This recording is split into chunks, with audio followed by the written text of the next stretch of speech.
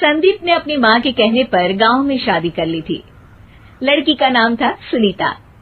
माँ का कहना था एकदम मॉडर्न बहू नहीं होनी चाहिए, लेकिन उन्हें नहीं पता था कि गांव से आने वाली बहू सुंदर सुशील तो होगी और उसको गांव से बाहर भी निकाल लाएंगे, लेकिन उसके अंदर का गांव कैसे बाहर निकलेगा। शादी के कुछ दिन बाद, माँ टिफिन तो देना जरा। बेटा अब तो स्कूल नहीं ऑफिस जाता है, माँ से नहीं अपनी बीवी से टिफिन मांगा कर। ओके माँ। सुनीता टिफिन ले आओ। 1 किलो टिफिन, इसके अंदर पिस्ता डाल दिया है। पिस्ता? पिस्ता क्यों? सास जी ने बोला था ना कि आपको पिस्ता बहुत पसंद है। ओहो, मैंने पिस्ता नहीं पास्ता बोला था, पास्ता। पास्ता? कहीं होता है पास्ता? अरे बेटी तू रहने दे, मैं बना दूंगी। अच्छा किया कि पाव भाजी बनाने का नहीं बोला, वरना किसी के पाव बना देती है। सुनीता को बुरा लगता है, लेकिन उसकी नादान हरकतें कम नहीं होती। ऐसे ही एक दिन, अरे तुमने ये क्या लगाया है? अरे आप वो फूस फूस करके लगाते हैं ना, वही। दियो? का दियो? किसको दियो? अरे वही ना जिससे खुशबू आती है। हाँ हाँ सही पकड़े हैं। अच्छा लेकर तो आना। कौन सा डियो लगाया तुमने? अभी लेकर आते हैं जी। संदीप की बात मानकर सुनीता अंदर से खुशबू वाला फुसफुस लेकर आती है। ओएमजी! ओएमजी मतलब ओ माय गणेश ना। अरे ओएमजी छोड़ो, ये खुशबू वाला फुसफुस की बात कर रही थी तुम? हाँ इसी की, फिर से सही पकड़े हैं। अरे देवी, लेकिन आप सही नहीं पकड़े हैं, ये डियो नहीं है। डियो नहीं है तो क्या लियो है? अरे ये रूम फ्रेशनर है, जिसको कमरे में छिड़कते हैं, खुद पर नहीं। कोई बात नहीं, माँ कहती थी आत्मा किराएदार है, शरीर एक किराए का कर्म। हम शरीर पे ये डाल लिए तो क्या फर्क पड़ जाएगा। अरे बहू, ओ बहू, मेरे लिए फल तो ले आ, फिर मैं बाजार जाऊंगी। सुनीता अपनी सास के लिए फल लेकर आती है। अरे बेटा, पपीता, तरबूज और सेब फल ऐसे कैसे खा लूं? काट कर तो ले आ। माँ जी, मेरे गांव में तो खेत से उठा के सीधा खा लेते हैं। अरे ये तेरा गांव नहीं है ना। अरे संदीप, तू ही कुछ समझा देना इसको बेटा। मैं कैसे समझाऊं माँ, ये तो माइक्रोवेव को भी भट्टी बोलती है। कल मैंने बोला हाय कैसी हो, तो बोलती है किसी को हाय नहीं लगानी चाहिए। अरे सुनीता, तेरा क्या होगा? अभी तो कैसे बताऊं माँ जी, अभी हम कुछ करेंगे फिर पता चलेगा क्या होगा, लड़का या लड़की। हे भगवान, कहाँ से आ गई है? रामपुर से जी, आप ही तो लेकर आए थे मुझे। अरे मुझे माफ कर दो। पहले कोई गलती तो करिए जी, आपकी तो सारी गलती माफ कर देंगे हम। हाँ अरे बहू, मेरी बात सुन। फल यानी कि फ्रूट जब भी लाए ना तो काट कर लाना, ठीक है? जी ठीक है माँ जी, फल यानी फ्रूट यानी काट के लाऊंगी। सुनीता रोज ही कोई ऐसी हरकत कर देती जिसकी वजह से उसे घर में 2 बातें सुननी पड़ती। एक दिन, माँ, मेरे बॉस घर पर आने वाले हैं शाम को। उनका बर्थडे है, फैमिली साथ नहीं रहती उनके, तो यही पार्टी कर लेंगे। उनको अच्छा लगा तो शायद मेरा प्रमोशन भी हो जाएगा। मैं ना फ्रूट केक लाकर फ्रिज में रख दूंगी और तेरे साथ आज खाना मैं बनाऊंगी, ताकि जब साहब आए तो खाने में कोई गड़बड़ ना हो। शाम को जब सारी तैयारियां हो जाती है, संदीप के साथ बड़े साहब भी घर आते हैं। फ्रूट केक तो ले आना बहू, फिर खाना खाएंगे। अरे इस सब की क्या जरूरत थी, आपने बुलाया वही काफी है। सर, आपका परिवार शहर में नहीं है तो हम ही आपके परिवार जैसे हैं सर।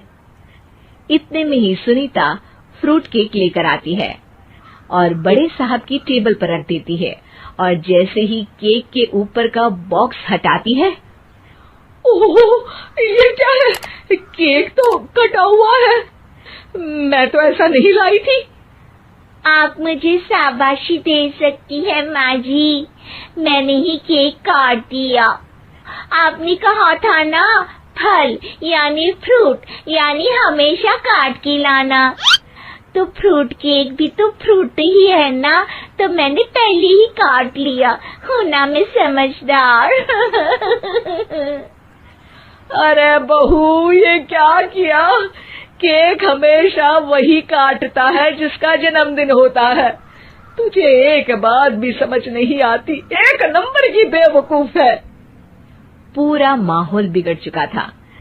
संदीप को लगने लगा था कि साहब उसे प्रमोशन तो दूर की बात है, कहीं डिमोशन ना दे दे। लेकिन साहब बीच में ही बोल पड़ते हैं। अरे कोई बात नहीं, ये इनकी बेवकूफी नहीं है, इनका भोलापन है। बेटा आप कहाँ से हो? रामपुर गांव से। अरे वाह, गांव से? फिर तो आपके गांव में ताजे फल और सब्जियां मिलते होंगे। हाँ, सही पकड़े हैं। हम तो काटते भी नहीं, सीधा खा लेते हैं। मैं ना एक बार तुम्हारे गांव घूमने जरूर चलूंगा।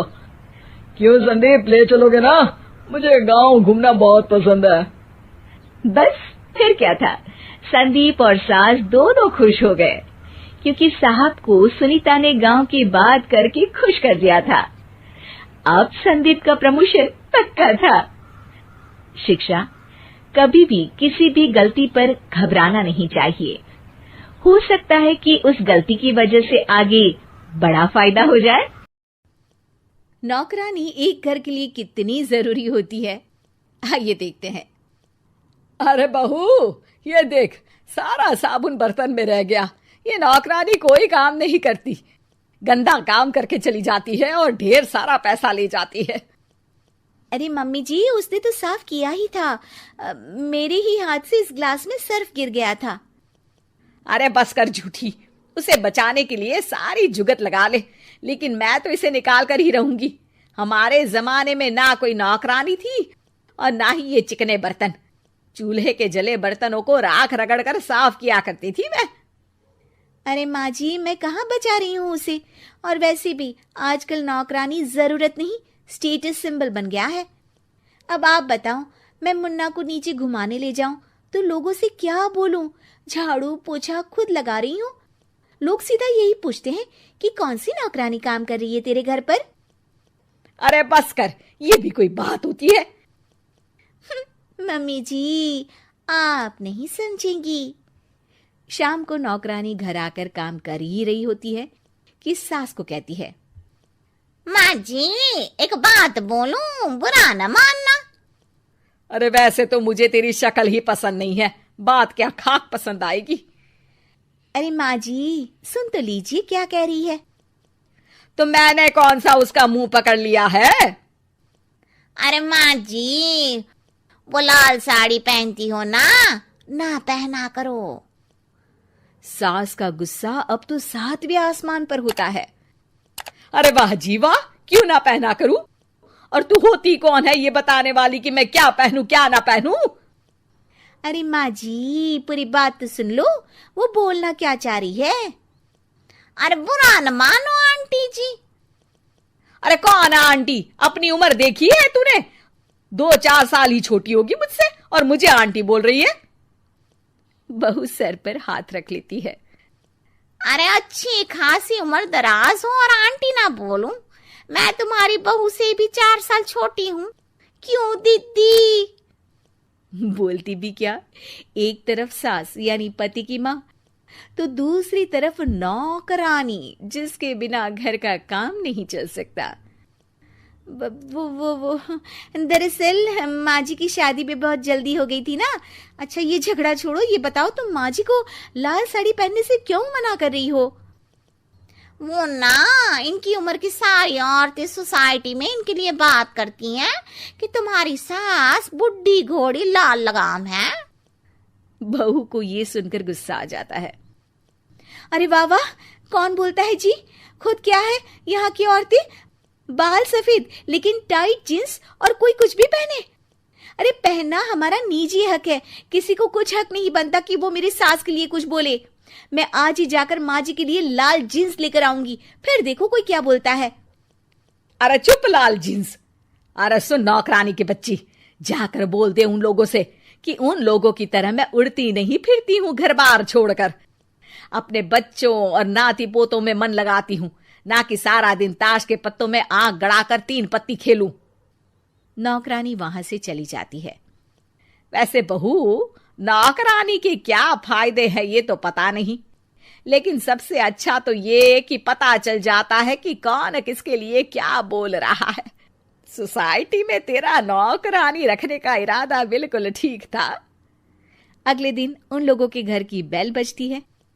बहू दरवाजा खोलती है कि सामने कुछ औरतें खड़ी होती हैं। अरे बहू, कहाँ है तेरी सास? बुला जरा। अरे बहन जी, आप सारी एक साथ, आइए आइए, कैसे आना हुआ? अरे 3 पत्ते खेलने आई हैं, क्यों खेलोगी? क्यों नहीं, वैसे भी बड़े दिन हो गए, एंटरटेनमेंट हुआ नहीं। बहू जा जाकर पकोड़े तो बना ला। अरे बस करिए, आगे कुछ पीछे कुछ। वैसे तो कहती है कि परिवार पर ध्यान देती है, हमारी तरह 3 पत्तियां नहीं खेलती। हमने कौन सा परिवार छोड़ दिया? सास सक पका जाती है। अब ये किसने कहा? मैं तो कहती हूँ कि मैं भी थोड़ा बाहर निकलूं। आपने ही तो कमला नौकरानी से ये सारी बात की थी। सास और बहू को अब सारी कहानी समझ आ जाती है कि सोसाइटी की औरतें क्यों भड़क रही हैं।